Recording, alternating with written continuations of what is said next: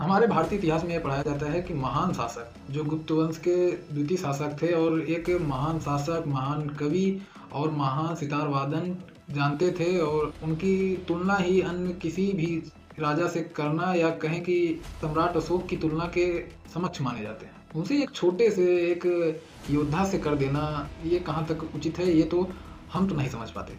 और हमारे इतिहासकार भी ये कहते हैं कि नेपोलियन बोनापार्ट की तुलना तो करते हैं, ऊपर से ये भी कहते हैं कि नेपोलियन बोनापार्ट की तरह थे समुद्रगुप्त। हमारे इतिहास और हमारे संस्कृति और हमारे महान राजाओं का एक बहुत उनकी छवि को डुबोने का कार्य कर रहे हैं इतिहासकार, क्योंकि नेपोलियन बोनापार्ट एक योद्धा थे और योद्धा तक ही सीमित थे, वो तानाशाह तक की तरह थे। वहीं पर समुद्रगुप्त की बात करें तो वो कभी कोई भी युद्ध नहीं हारे, जबकि नेपोलियन 1815 का वाटरलू का युद्ध हारा अंग्रेजों से, उसके बाद उसे बंदी बनाया गया, वहीं पर उसकी मृत्यु भी हो गई। तो समुद्रगुप्त कभी अपना युद्ध नहीं हारे, और ये जिससे भी युद्ध करते थे उनसे जीतने के बाद उनके क्षेत्र को वापस कर देते थे। सिर्फ इतना ही वो कहते थे कि हमारे अधीन हो जाओ, हमारी वर्चस्व को स्वीकार कर लो और अपना राज्य करो, और जब युद्ध में आवश्यकता हो तो हमारी मदद कर देना, बस इतना ही।